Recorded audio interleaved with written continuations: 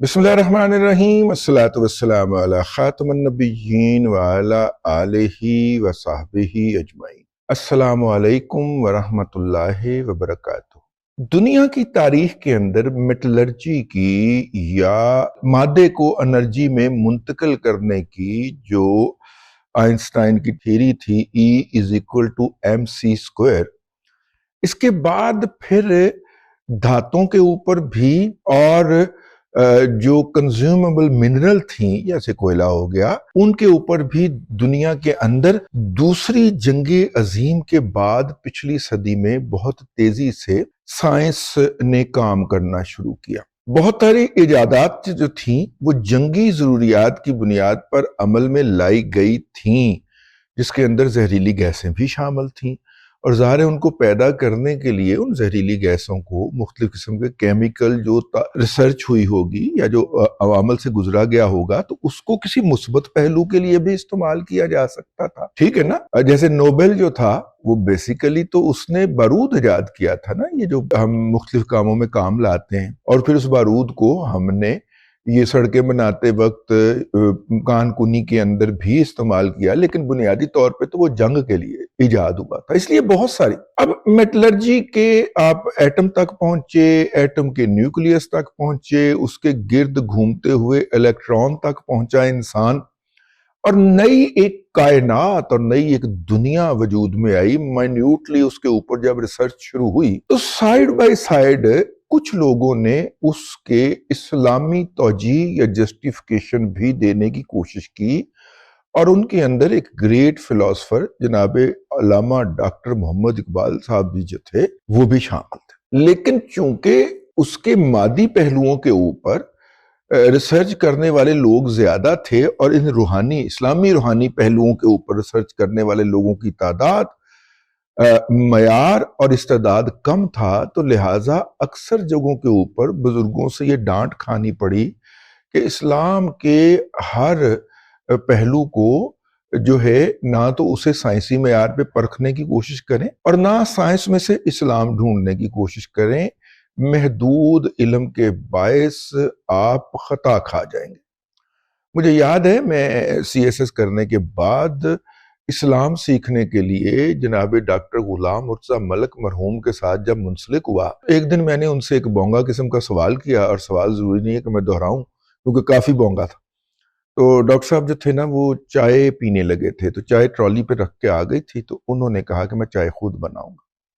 उसके बाद उन्होंने कप रखा, उसके अंदर चाय डालना शुरू की। वो दूध और वो सेपरेट थे। कहवा डालते गए, कप भर गया, कप से कहवा नीचे पिर्च में गिर पड़ा, और जब अभी वो टेबल पे गिरने वाला था या वो चाय की ट्रॉली में गिरने वाला था, तो मैंने कहा कि हजरत ऐसा ना करें, ठीक है। तो उन्होंने वो रख दिया। उन्होंने कहा ये कप में से बाहर क्यों गिरी? तो मैंने अर्ज किया कि जितना ज़रफ होगा कप का वो उतना ही अपने अंदर चाय जो है या कहवा जो है वो समो पाएगा, अभी तो दूध भी डालना था। उन्होंने कहा यही बात जो है ये आज आपके सवाल के मुतल्लिक है।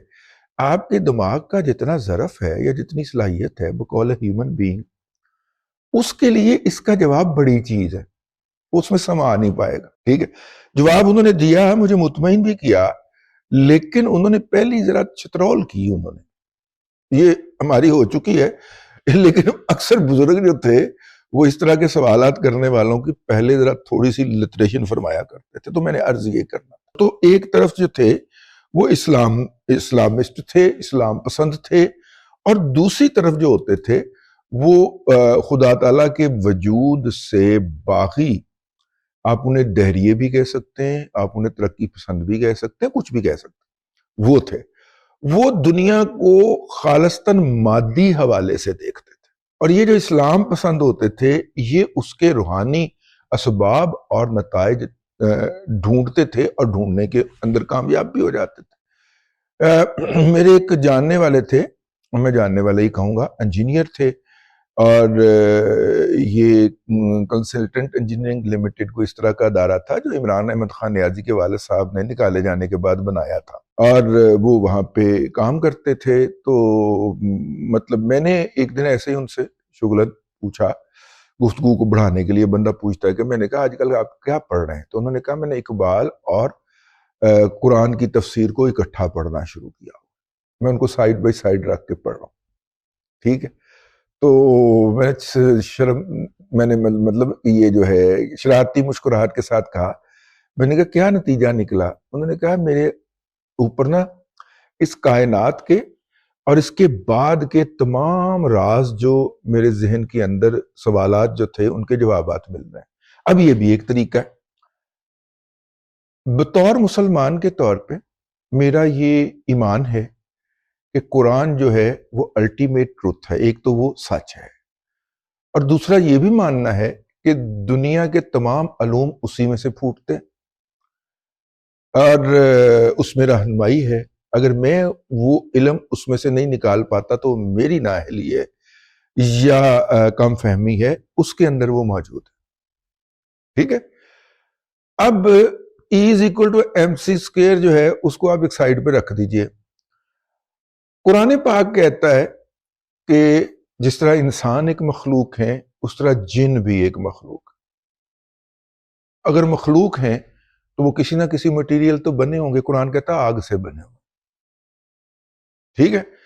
اور اگر میں قرآن پہ بلیو کرتا ہوں، جو کہ میں کرتا ہوں، اور میں قرآن کو حرف آخر مانتا ہوں اور میں مانتا ہوں، اور جو میں قرآن کے کو الٹیمیٹ سورس آف نالج سمجھتا ہوں جو دنیا میں آیا ہے یا جو آئندہ آئے گا، ٹھیک ہے؟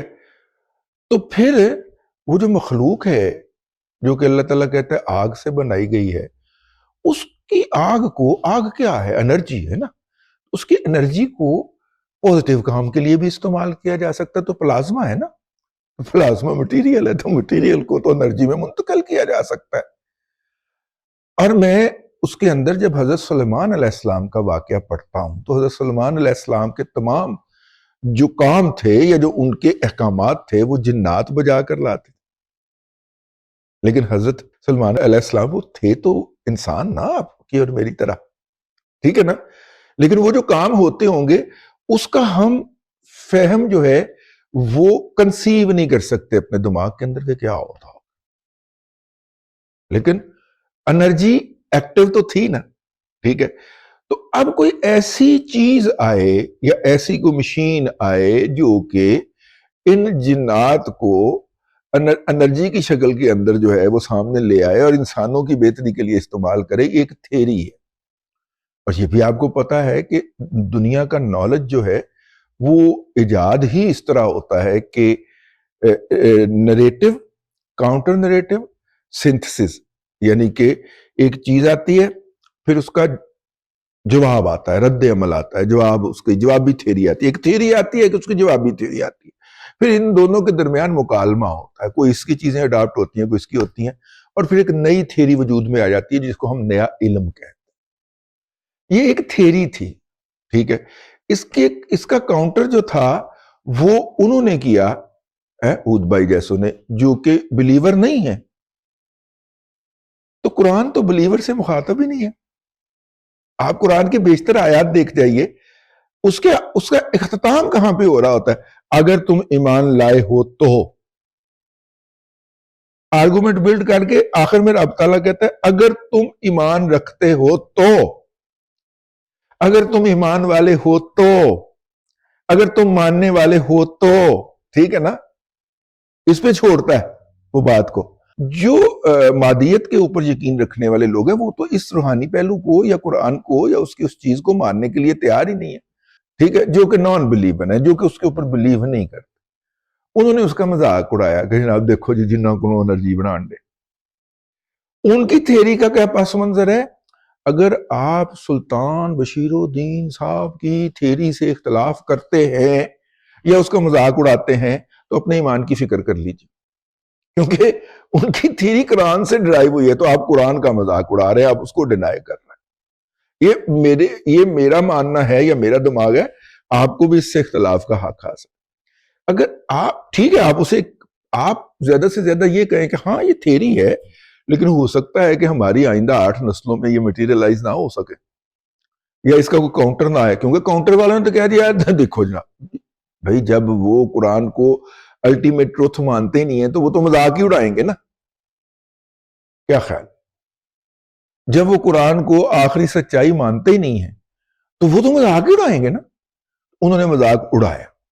اب چونکہ پاکستان کے میڈیا کے اوپر خاص طور پہ اور ادبی سائٹ پہ عمومی طور پہ ان لوگوں کا قبضہ ہے صحافت میں بھی جو کہ اس سائڈ سے تعلق رکھتے ہیں، میرے الٹے ہاتھ والی سائڈ سے.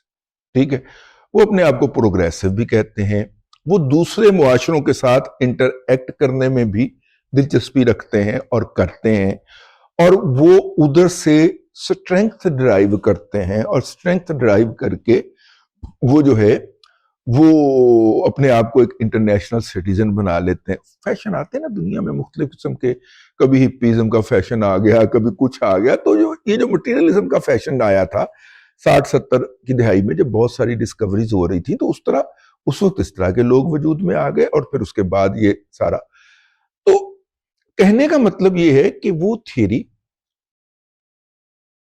رب العزت کی احکامات کے عین مطابق عشق رسول میں ڈوب کر کنسیو کی گئی اور پیش کی گئی. اور جو رب العزت کو نہیں مانتے اور جن کا عشق رسول سے کوئی دور دور کا تعلق بھی نہیں ہے، اور وہ دنیا میں ایک مادر پدر آزاد معاشرے کے دائی ہیں، بلکہ اس کو فورس کرنا چاہتے ہیں، اور اس کے لیے انہیں باطل کی تمام قوتوں کی مدد حاصل ہے، انہوں نے اس طرح کی تھیریز کا مذاق اڑایا، کیونکہ اس میں سے تو خدا نکل کے سامنے آ رہا تھا نا. ٹھیک ہے، میں گستاخی کے لیے صاحب جی، ہاں گستاخی معافی، ٹھیک ہے، وہ تو اپنا آپس کا معاملہ ہے آہو. تو میرا مطلب ہے اس میں تو رب نکل کے سامنے کھڑا ہو گیا نا. اگر آپ سلطان بشیر الدین محمود صاحب والی تیری مان لیں، اور ان کی تو لڑائی رب کے ساتھ ہے، ان کی تو لڑائی ہی رب کے ساتھ ہے، وہ کہتے ہیں مانتے ہی نہیں. رب کہتے نہ امن، لیکن میری ربوبیت تو اس امر کا تقاضا کرتی ہے نا کہ میں تمہیں رزق بھی دوں گا، عزت بھی دوں گا، سب کچھ دوں گا. ٹھیک ہے، آخر میں عذاب بھی دوں گا کہ مینوں کیوں نہیں مننے ایسا ہی. یہ رب کا اور ان کا معاملہ ہے. ٹھیک ہے نا. رب کہتا ہے نا امن، میری ربوبیت جو ہے میری غیرت یہ گوارا ہی نہیں کرتی کہ میں اس بنیاد پہ تمہارا حکا پانی بند کر دوں. عیاشی کر، تم بہت ہی عیاشی کر دنیا دے وچ جا. ٹھیک ہے. اچھا جی، اب ان کو اینٹی سائنس بھی کہہ دیا گیا، انہیں اور بھی بہت کچھ کہہ دیا گیا. کہنے کا مطلب یہ ہے کہ اصل میں ہمیں اور بظاہر میڈیا کے اوپر چونکہ خاص مخصوص ذہنیت کا قبضہ تھا اور ہے، تو ہود بھائی کو زیادہ ایئر ٹائم مل گیا. سلطان بشیر الدین محمود چونکہ پاکستان کی خدمت کرنے کے جرم کے اندر تھے، لہذا ان کو سزا تو دی جانی تھی، کیونکہ پاکستان کی خدمت اسلام کی خدمت ہے، کیونکہ یہ مملکت جو تھی وہ اسلام کے نام کے اوپر وجود میں آئی تھی. ٹھیک ہے نا. تو لہذا اسلام کی خدمت کرنے والوں یا اس کا نام لینے والوں یا اسے جدید دنیا کے اندر متعارف کروانے والوں کو عبرت کا نشان تو بنایا جانا تھا. تو عبرت کا نشان بنانے کے لیے پھر پہلے زمین یہ تیار کی گئی کہ پہلے اس کی تھیری کا نالج کو جو ہے وہ خام ثابت کیا جائے، اور اس کے لیے میڈیا کی وہ لی گئی.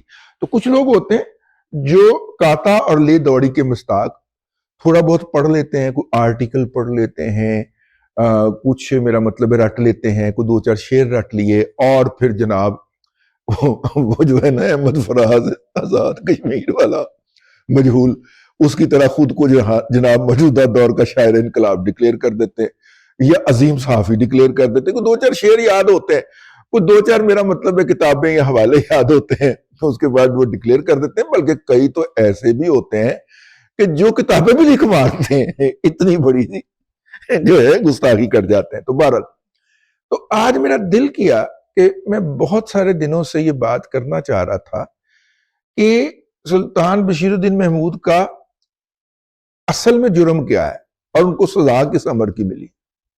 ٹھیک ہے، اس کے اوپر روشنی ڈالی جائے. تو وہ میں نے کہا کہ جو میری عقل اور بساط کے مطابق یا اس کے اندر سمایا ہے وہ میں آپ کی خدمت میں پیش کر دوں کہ اصل میں ان کو سزا کسی اور بات کی مل رہی ہے. ان والوں کو جو رب کو نہیں مانتے یا پوری طرح نہیں مانتے، وہ کہتے ہیں قرآن پرانا ہو گیا، اس کے اندر احکامات پرانے ہیں. ٹھیک ہے، نعوذ باللہ من ذالک، نقل کفر نباشت جو ہے وہ کہتے ہیں کہ قرآن پرانا ہو گیا، وہ کہتے ہیں. ٹھیک ہے نا. تو لہذا اس کے احکامات بھی جو ہیں وہ بھی پرانے ہو چکے ہیں. اور یہ باقاعدہ پاکستان کے میڈیا کے اوپر بیٹھ کے کہتے ہیں، پاکستان کے اخبارات میں چھپتا ہے، یہ کوئی ایسی بات نہیں ہے، ٹھیک ہے نا۔ اور ویسٹ کے اندر وہ کھلم کھلا جا کے کہتے ہیں، جس کی بنیاد کے اوپر پھر انہیں مختلف ایوارڈ بھی دیے جاتے ہیں، نوازا بھی جاتا ہے، وہاں پہ عزت بھی دی جاتی ہے، تو مطلب کہ وہ اپنا سودا کرتے ہیں۔ سلطان بشیر الدین محمود جیسے لوگ جو ہوتے ہیں وہ اپنا سودا کرتے ہیں، اور یہ دلوں کے سودے ہیں، ٹھیک ہے نا۔ بہرحال میری کسی بات سے آپ کو اختلاف ہو تو آپ نیچے آ کے ضرور اس پہ تبصرہ کیجیے گا۔ میری کوئی بات آپ کو بری لگی ہو تو میں اس کے لیے آپ سے معذرت چاہتا ہوں، لیکن میری عقل کے مطابق، میری بساط کے مطابق میں جو اس معاملے کو سمجھا ہوں وہ میں نے آپ کی خدمت میں عرض کر دیا ہے۔ اللہ تبارک و تعالیٰ آپ کو آسانیاں عطا فرمائے اور آسانیاں خلق خدا میں تقسیم کرنے کی توفیق عطا فرمائے۔